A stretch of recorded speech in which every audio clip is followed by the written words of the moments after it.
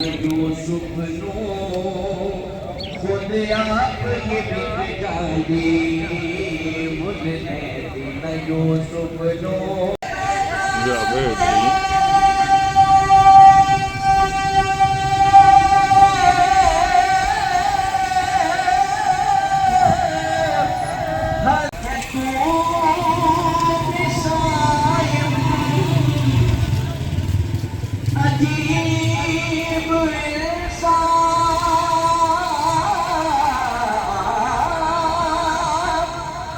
جو خوف معاشر سے ہراساں ہے تو بھی صائم عجیب انسان جو خوف معاشر وعلى آل سيدنا ومولانا وبارك وسلم. نجیب اکرم صاحب، معزز مہمانان گرامی قدر اور معزز حاضرین و سامعین، جیسا کہ آپ جانتے ہیں کہ آج کی یہ بڑی ہی مقدس، مبارک اور پاکیزہ مجلس محترم المقام پیر مظفر حسین صاحب اور محترم المقام پیر عطارد حسین صاحب، محترم المقام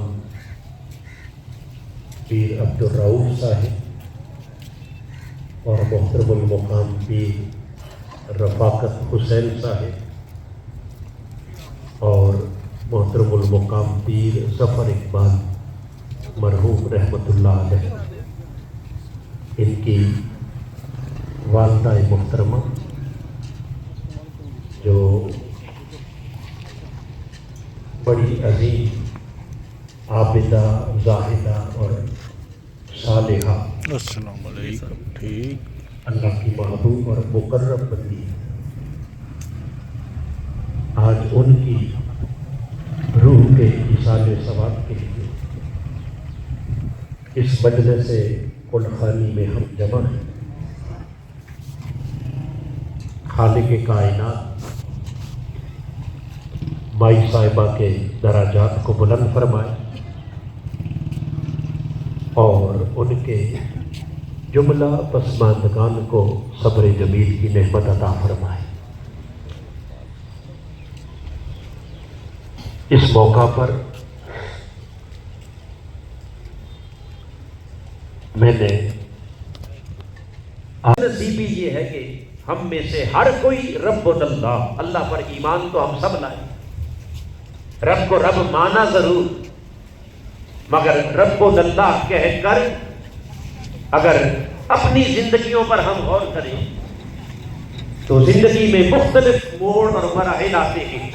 کبھی ہم نیکی کی طرف مائل ہو جاتے ہیں، پھر کبھی گناہ کی طرف چل پڑتے ہیں، پھر کبھی فرما برداری کی طرف آ جاتے ہیں، پھر کبھی نافرمانی کی طرف، کہیں خیر کی ہوا چلی۔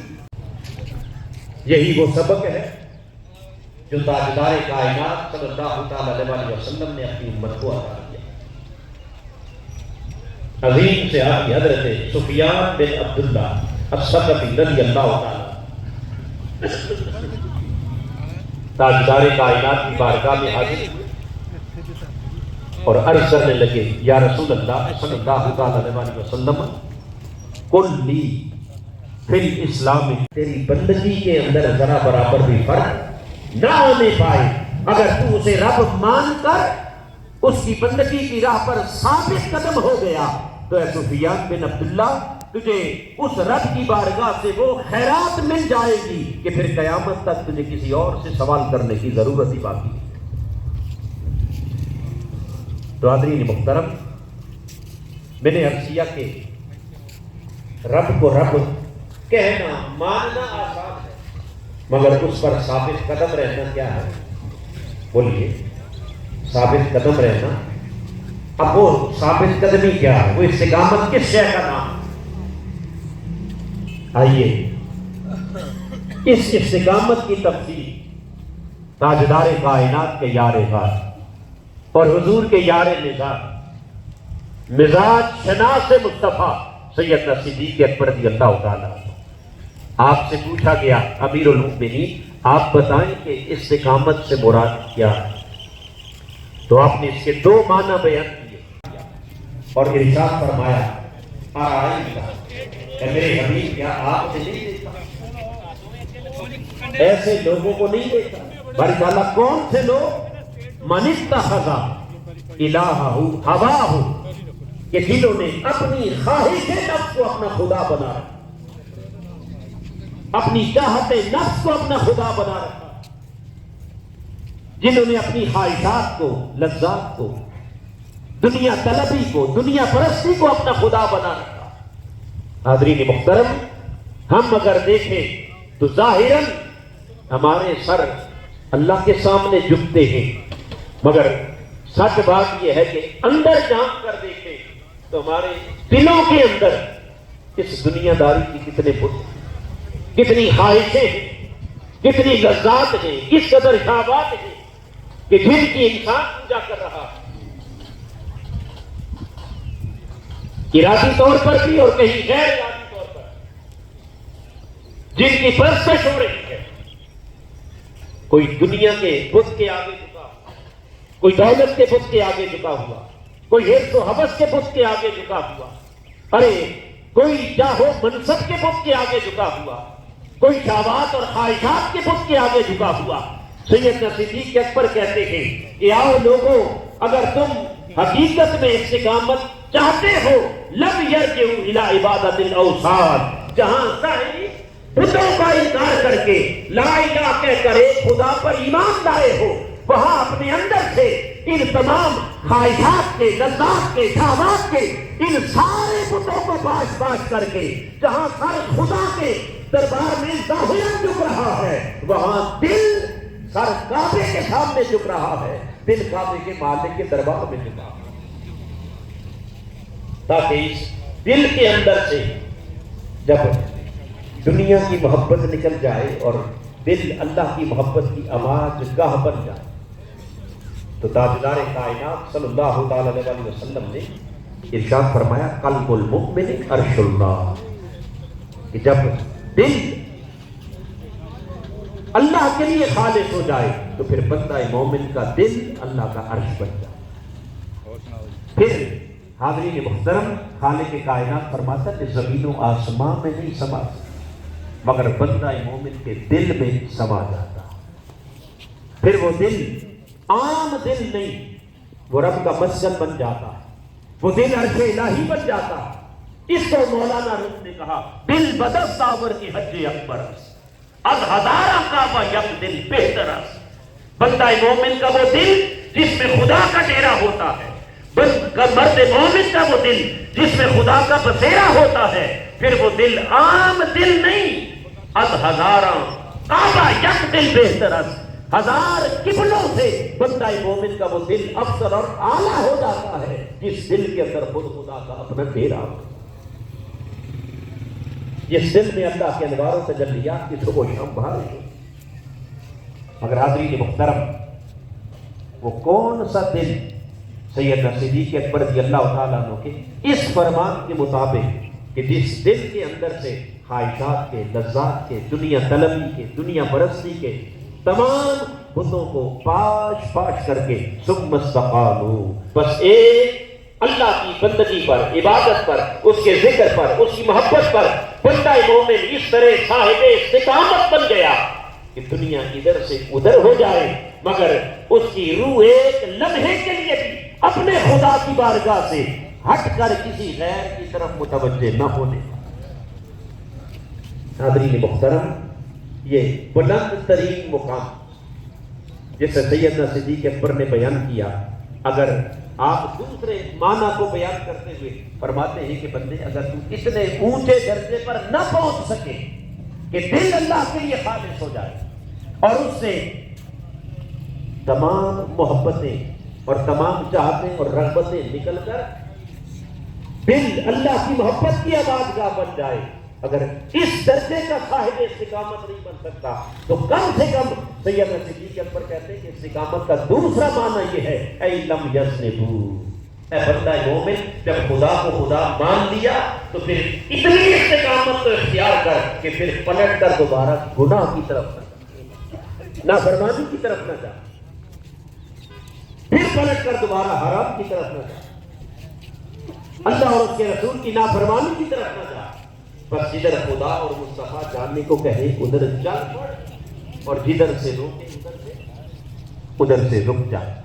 عبادات ہو یا روزمرہ زندگی کے معاملات ہو، نماز روزہ ہو یا زندگی کے دیگر معاملات ہو، وہ سب معاملات جب اللہ اور اس کے رسول کے احکام کے تابع ہو جائے اور کہیں بھی نافرمانی نہ ہو، اور ہر وقت دل اللہ کی یاد سے معمور رہے، دل اللہ کے ذکر سے آباد رہے، تو سیدنا صدیق اکبر رضی اللہ تعالیٰ عنہ فرماتے ہیں کہ اس کا نام استقامت۔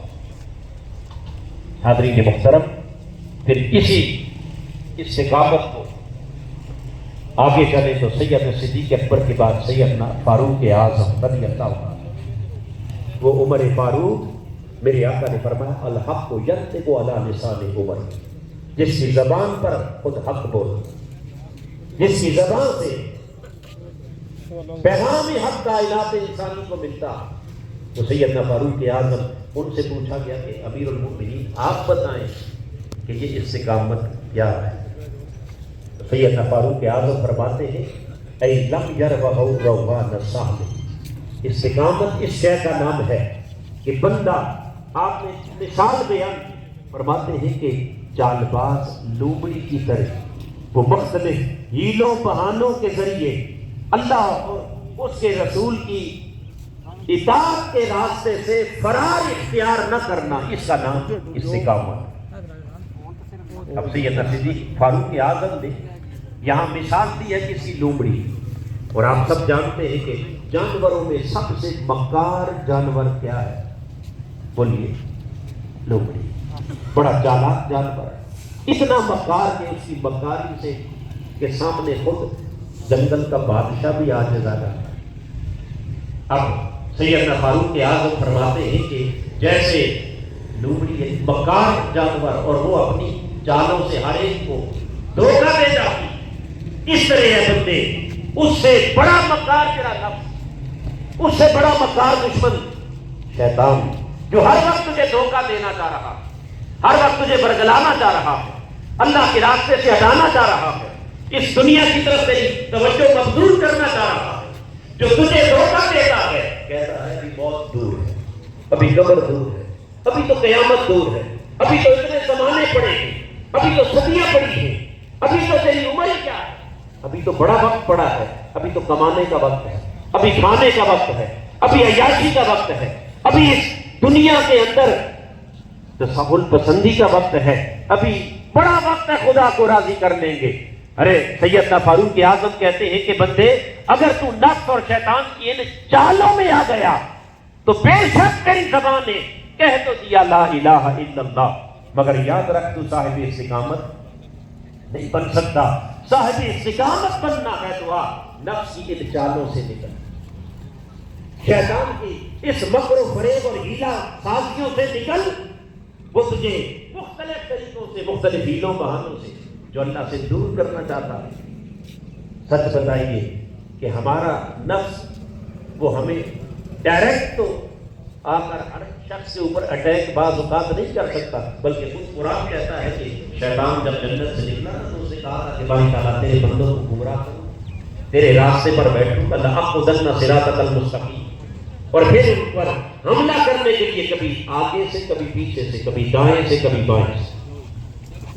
اس کا مطلب یہ ہے کہ اس کی مختلف چالیں ہیں، اس کے مختلف ہیلے حربے ہیں، اور وہ مختلف چالیں کیا ہیں، وہ ہیلے کیا ہیں؟ وہ اللہ کے راستے سے روکنے کے لیے انسان کو مختلف قسم کے، اس کا دل بھی مطمئن کر دیتا ہے۔ یہ وہ لومڑی کی چال بازی ہے، کبھی کہتا ہے آج موسم خراب ہے، بارش ہوگی، کیا کرنا ہے مسجد جا، کبھی کہتا ہے اس وقت دکان پر दांत बड़े आए हुए हैं, चले नमाज बाद में पढ़ लेंगे, अभी पहले इनको ठीक कर। अभी बारिश आ रही है, खेत के अंदर आपका कि फसल ज़ाया होने का खतरा, पहले इसे संभाल लें, फिर अल्लाह की तरफ देख लेंगे। नमाज इधर ही, मस्जिद भी इधर है। अभी जवानी है, अभी इतनी उम्र है, इतना वक्त पड़ा हुआ है, अभी तो तू सेहतमंद है, अभी तो बहुत दूर है। अलगर्ज मुख्तलिफ हीलों बहानों से वो क्या करता है, अल्लाह से दूर करने की कोशिश। सैयदना फारूक आज़म फरमाते हैं कि बंदे अगर इन चालों में फंस गया तो रब्बुल अल्लाह कहकर तू साहिब इस्तिकामत से महरूम हो गया। और जब इस्तिकामत से महरूम हो गया तो फिर याद रख, तूने अगर बंदगी का हक ना अदा किया तो फिर बंदा नवाजी की जो करम नवाजियां हैं, जो इनामात हैं, वो इनामात उन्हीं के लिए हैं कि जो रब को रब मानकर फिर उस पर साबित कदम हो जाए। फिर वो नफ्स की चालों में नहीं आते, फिर वो शैतान के बहकावे में नहीं आते, फिर वो अपने जिंदगी के आखिरी लम्हात तक अल्लाह की इबादत, अल्लाह की बंदगी, अल्लाह के जिक्र और अल्लाह की मोहब्बत पर इस तरह जम जाते हैं, इस तरह साबित कदम हो जाते हैं कि उनके सामने दुनिया के सारे मामला उन्हें कोई शय अपनी तरफ राग़िब नहीं कर सकती। हाज़रीन मुहतरम, आइए ऐसे बंदों के लिए खालिक कायनात ने क्या क्या इनामात रखे और क्या क्या करम नवाजियां रखी हैं। खालिक कायनात का कुरान कहता है कि ऐसे बंदे जिनकी जिंदगी इस्तिकामत के साथ हक की राह पर, दीन की राह पर, अल्लाह की बंदगी की राह पर, अल्लाह के जिक्र की राह पर, अल्लाह की इबादत की राह पर साबित कदमी के साथ जिन्होंने अपनी जिंदगी गुजारी और जिंदगी में कभी वो नफ्स और शैतान के बहकावे में नहीं आए, जालों में नहीं आए। जब उनकी जिंदगी का सूरज गुरूब होने को आता है, आखिरी लम्हात आते हैं, तब खुदा कहता है ततनज़्ज़लु अलैहिमुल मलाइका, फिर हम उनके लिए अपने तरफ से बोलिए मलाइका आते हैं। आइमा मुफस्सिरीन कहते हैं ततनज़्ज़लु अलैहिमुल मलाइका इंदल मौत, जब उनकी मौत का वक्त आता है तो खुदा की बारगाह से फरिश्तों की जमात आती है, उनकी इस्तिक़बाल के लिए मलाइका आते हैं और फरिश्ते आकर उन बंदों से कहते हैं अल्लाह तख़ाफ़ू वला तहज़नु, ऐ बंदे न खौफ कर न गम कर। अब किस शय का खौफ है, किस शय का गम? हाज़रीन मुहतरम, जो खास बात कहने लगा हूं, याद रख लें कि हमने मौत का नाम सुना है, मगर मौत के दरवाजे से हम प्रैक्टिकली गुजरे। बोलिए, ये उनसे पूछो जो गुजर गए, और जो गुजर गया वो वापस आ नहीं सकता, आपको बता नहीं सकता। हकीकत ये है कि जिंदगी भर के तमाम खौफ एक तरफ और उस मौत के लम्हे का खौफ एक तरफ। जिंदगी भर की आप बड़ी से बड़ी मुश्किलात को भी अगर सामने रख लें, बड़ी से बड़ी दुश्वारियां, मुश्किलात और जिंदगी के कठिन से कठिन मराहिल एक तरफ, और सकरातुल मौत, मौत की सख्तियां, मौत की तलखियां और मौत की वो मुश्किल खड़ी एक तरफ, उससे बड़ा खतरनाक लम्हा जिंदगी में कोई नहीं आ सकता और उससे बड़ा खौफनाक लम्हा कोई नहीं आ सकता कि जब बंदा जिंदगी और मौत की कश्मकश में होता है, उसकी रूह को निकाला जा रहा होता है, उसके वजूद से जुदा किया जा रहा होता है। हाज़रीन मुहतरम, वो मुश्किल तरीन लम्हा खालिक़ कायनात कहता है कि मेरी वफा पर और मेरी बंदगी पर साहिब इस्तिकामत करके जीने वाला, जब उसकी मौत का वो मुश्किल तरीन लम्हा आता है, तुम्हें फरिश्ते भेजकर फरिश्तों के जरिए उस बंदे को पैगाम भेजता हूं और फरिश्ते आकर कहते हैं अल्लाह तख़ाफ़ू, ऐ बंदा खुदा, बेशक लम्हा बड़ा मुश्किल है, अरे मरहला बड़ा कठिन है, मगर इस मरहले पर खालिक़ कायनात ने खुशखबरी भेजी है कि मेरे बंदे तुझे खौफ खाने की जरूरत है। खालिक़ कायनात उससे मौत का खौफ दूर कर देगा। बोलिए, मौत का खौफ उससे, जब मौत का खौफ उससे टल गया, अब हाज़रीन मुहतरम, खाली खौफ नहीं, बल्कि जब इंसान दुनिया से जा रहा होता है तो उसको कई तरह के गम भी होते हैं। کہیں اپنی پیچھے رہ جانے والی اولاد کا غم ہے، کہیں یتیموں کا غم ہے، کہیں اپنی بیوہ کا غم ہے، کہیں اپنے دیگر بہت سارے معاملات ہیں، کاروبار ہے. دنیا کو چھوڑ کے جانا کوئی اتنا آسان کام؟ بولیے. ساری زندگی جس دنیا کے کو آپ نے سجایا بنایا سنوارا رہے، اس وقت غم کا ایک پہاڑ اس کے سینے پر گر رہا ہوگا.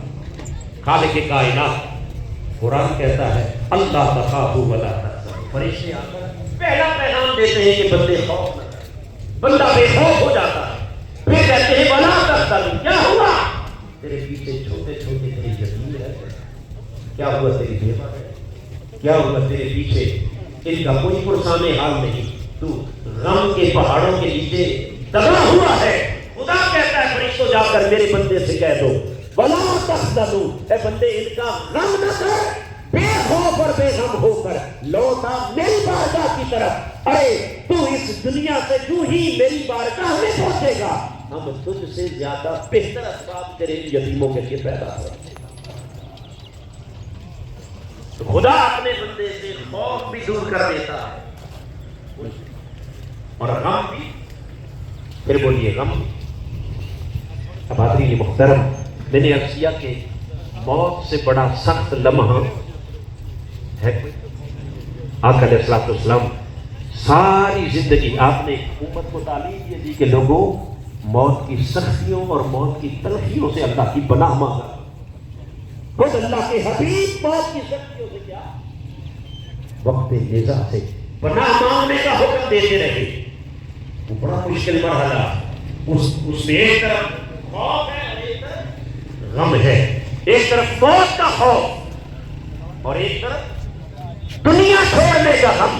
قرآن کہتا ہے جو میرا ہو جاتا ہے اللہ تخافوا ولا تحزنوا، ہم اس سے موت کا خوف بھی دور کر دیتے ہیں اور دنیا چھوڑنے کا غم بھی دور کر دیتے ہیں. جب خوف بھی نہ رہا غم بھی نہ رہا تو گویا اس کے دل کے اندر ایک اطمینان کی کیفیت پیدا کر دیتے ہیں، ایک سکون کی کیفیت پیدا کر دیتے ہیں. اور وہ سکون اور اس اطمینان کی کیفیت میں جب اس کی روح پرواز کرنے لگتی ہے تب خدا کا قرآن کہتا ہے یا ایتھا النفس المطمئنہ، اے روح مطمئنہ، اے اطمینان والی روح، لوٹا اپنے رب کی بارگاہ کی طرف. ارجعی الی ربک راضیۃ مرضیہ، اس حال میں پلٹا کہ خدا تجھ سے راضی ہے، تو اپنے خدا سے راضی. خدا برانڈے بھی ہے تو اپنے وہ صرف ٹولا کس سے راضی ਉਹਨਾਂ ਦੇ ਅੱਗੇ ਜਗ੍ਹਾ ਹੈ خدا سے ਉਧਰ راضی. ਜੋ ਉਧਰ ਜਿਹੜੇ ਲੰਘਦੇ درم ਨੇ ਵਿੱਚ ਵੀ ਟੋਲਾ. یہ کن کی موت ہے؟ اونچا بولیے. یہ ان کی موت ہے کہ جنہوں نے زندگی میں خدا کو بلایا. بولیے.